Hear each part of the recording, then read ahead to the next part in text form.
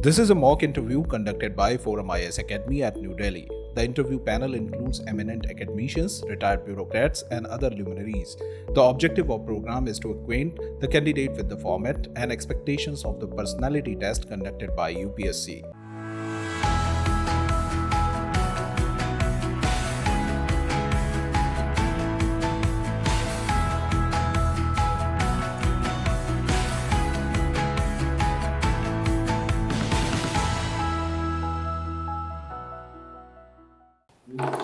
May I come in, sir? Please come in. Thank you, sir. Please sit down. Thank you, sir. Namaskar. Namaskar. Mr. Tushar Sharma, Yes, sir. you come from Delhi. Yes, sir. Originally, you live in Delhi? Yes, sir. I was born and brought up in Delhi. Okay. And you did your BTech in aircraft design. So you have done graduation from IIT Bombay in 2016. Yes, And sir. after that, you worked for 2 years. Yes, sir. And what are you doing after that? I was preparing for UPSC full-time, sir. Full time.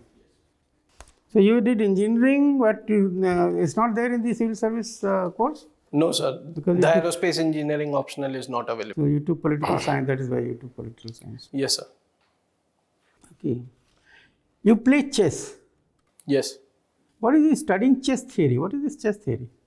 So chess is a game of strategy. So there is theoretical knowledge developed on the chess on how to play the opening phase of the game, where opening theory exists, the middle game strategies, and in the end game when the a lot of the pieces have been traded, and over there is end game theory. So I study these theoretical lines from a perspective of what is the best move and what moves does the player play in order to maintain his advantage. Okay. What do you really learn for life with chess? With chess, sir, I learned a few things from chess about the life. One was, in chess there is something called as initiative. So if one player is attacking, the player has the advantage. So this tells me in life that one should have an initiative in life in order to drive my life as the way I wanted, so that I can be more So one is successful. initiative So initiative, for to example, win. Initiative to win. initiative to win. Yes, sir. What next? So second thing is importance of the king. So despite it being not the strongest piece on the board, but it still has the maximum importance on the board. So this tells me that the future generation children, they are quite weak when it comes to overall society, but they are the most important category of citizens we have in order for success of society in the future. And one also important thing that I learned from chess is the pawn structure. So the pawn structure derives the strategic gameplay. And similarly, while focusing upon the society, we should also focus upon the structural factors that derive most of the events that are happening in the society, rather than just focusing upon event by event basis. After who said Indian elections are gold standard? Sir, I'm not aware about who said this statement, but given that India is the largest democracy. But that person visited India very recently. I'm sorry, sir, I'm unable to recall the name. Okay. How do you measure elections, quality of elections? Is there any index you know that measures quality of elections? That measures quality of elections. I'm sorry, sir, I'm not aware about it. Okay. You know, there is a measurement of democracy as well. Yes, sir, I know. They say that in Indian democracy is sliding down. What may be the reason? Are they correct, right, or wrong? Because some people say they're just to malign the country. So where you stand in this controversy? Sir, upon this, the government has did a research of why these indices are placing India at poorly. One of the major issues in this is because they are more or less survey-based indexes, whereas they are surveying not a representative population, rather a small population of Indian segment. Therefore, their opinions have a certain bias to them. But few aspects of these indices are also reflected in reality. For example, reduction in communal harmony in India is, in my opinion, an undeniable fact, which is reflected in these indices as well. I see. But you don't subscribe to the fact that it's a conspiracy completely. Sir, I do not subscribe. Conspiracy is a very politically charged term, so I do not subscribe to such terms. But in my opinion, saying that these indices are total reflection of the reality is also not correct, because they are a small sample size and are survey based rather than quantitative factors. They are collecting information like this for the whole country, for all countries, not only for India. Yes, sir, but it depends upon from whom they are collecting this information, and because they are also not open about how their methodology works. That is open. Methodology is open. You can have a look at it. Democracy, this Random House processes, and then even economist. With openness, I mean to say who they surveyed and whether that survey sample was representative of overall India. Okay. Thank you. That's it. So, Mr. Tushar, you have done a degree which has a lot to do with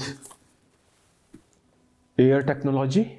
Yes, sir, aerospace. Can you tell me, Tejas, we are these days listening that Tejas will be exported to so many countries. What's your assessment?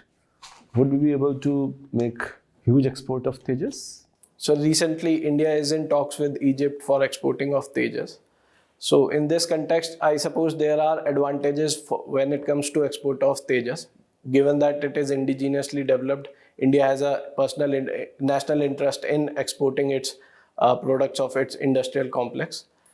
So from this point of view, given the fact that Tejas is a supersonic fighter, it is relatively cheap when it comes to other fighters, for example, Rafale. And given the fact that it can carry nuclear warheads as well, I believe there are certain aspects where certain prospects that Tejas could be eventually exported if India was able to satisfy the conditions and some specification needs of these countries. But on the other hand, given the fact that we are still struggling to develop our Kaveri engine in the Tejas and integrate it, and also that Tejas payload carrying capacity is lower than other fighter aircrafts. So these factors run against the notion that Tejas would be very successful when it comes to exporting. But definitely, it's our first substantial aircraft, so we should definitely push it as maximum as possible. You have taken political science and international relations as optional, right? Yes, sir. 1 year of Ukraine-Russia war is over. Could you tell me in detail what are the economic implications of this war for India?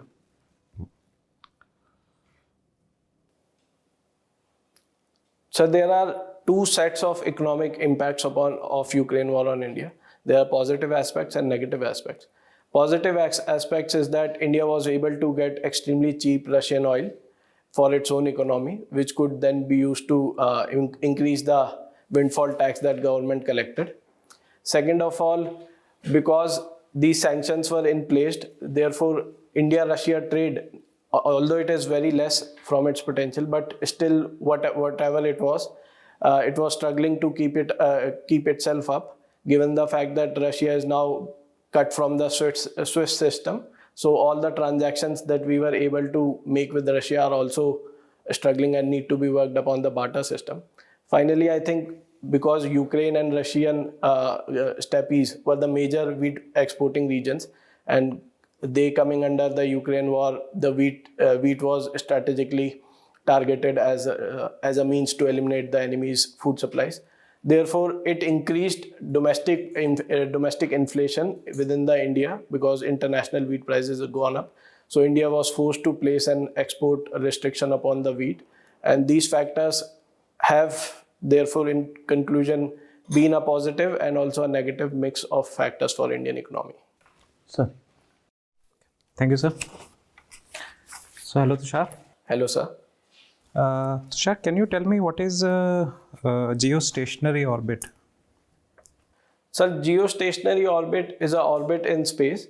What is important about it is when we place a spacecraft in that orbit, from Earth, it always looks stationary. So the orbital period of geostationary orbit is 1 day from in terms of Earth day. It is Okay. at sure. Okay, and what is a geosynchronous orbit? So geosynchronous orbit is when you look from Earth, it makes an 8-like figure, and in every day, at every specific time, it will always be at same place, but it will not be in whole day at that place, but every same time of At a the day. particular time, it will come back at At that the same same time. exact Yes, location. sir. Okay, all right. So when we talk about, you know, putting satellites in geostationary orbit, say for example, and compared to say a low Earth orbit, what are the challenges? How are the challenges different in these two cases? So there are two sets of challenges that are different in these two cases. Low Earth orbit is approximately 2000 kilometers away. So it is easier to put a spacecraft in low Earth orbit when we compare it to geostationary orbit, which is approximately 36,000 kilometers away. The second set of problem is that geostationary orbit is less cluttered with respect to low Earth orbit. So because of cluttering of low Earth orbit. Okay, how are the fuel conditions different? How many, you know, the fuel that is required to put these satellites into space, the rocket that is carrying them, how is the fuel requirement different? So the fuel requirement required to place a rocket at 36,000 kilometers up in geostationary orbit would be much higher than what is required for it to be So that placed at. reduces the payload capacity. Yes, either it reduces payload capacity or dramatically increases the Weight. lift weight. So how is cryogenic technology helpful? Sir, cryogenic technology is helpful because the thrust a cryogenic engine provides is controllable. We have the solid rocket boosters and solid rocket cores. So these, once they are ignited, they cannot be extinguished and they cannot be controlled in flight. Whereas cryogenic technology provides us a very fine control over our thrust output of a launch vehicle. Has India developed cryogenic technology? Yes, sir. In which rocket we are using it? Sir, it is used in stage 3 of GSLV rocket. And how many GSLV missions have been successful? Any idea? I'm not sure, sir. Okay, all right. So you are from Delhi. Yes, sir. So there has been, you know, ongoing conflict between, you know, the union government and the state government of Delhi. So there are two options now. One is to convert Delhi and give them full-fledged statehood. The second is to revert to the status before 91, 92. So which one do you think is better? Sir, I think both these options are not ideal with respect to Delhi. The Lieutenant Governor of Delhi should uphold his constitutional morality of the post, and given the fact that he is not a directly elected representative of people, I believe he should give more space to the elected representatives which are represented by CM office. So from my point of view, I do not see merit in both of the options that you claim. Rather, I see merit in improving the political culture that we are seeing and ensuring that our constitutional office holders uphold their dignity of their office. Okay, all right, thank you. All right. Hello, Tushar. Hello, sir. Now you've taken PSIR as your optional. Yes, sir. Have you read about Hannah Arendt? Yes, sir. She's given a concept called banality of evil. Yes, sir. Do you know what that is? Yes, sir. Sir, in her book, Eichmann in Jerusalem, she has given the concept banality of evil. Essentially, what this concept tries to capture is that because there is bureaucratic apathy in the system in the Nazi Germany, therefore bureaucrats were only following the rules without application of their mind. And this culture propagated to the larger society where they stopped seeing evil. Do you think the difference between India's foreign policy in terms of characteristics before 2014 and after 2014? Yes, sir, I can tell you. So in my opinion, before 2014, India's foreign policy was focusing upon the economic aspects under leadership of Pradhan Mantri Manmohan Singh. So after this, India's economy has gained its assertiveness and has increased its domain from economics to also include realist aspects of foreign policy, for example, our strikes on Pakistan. Then it has also extremely given a very high focus to Indian diaspora across the world and tried to strengthen India's soft power in a very big way. Okay. Thank you, Tushar. Thank you.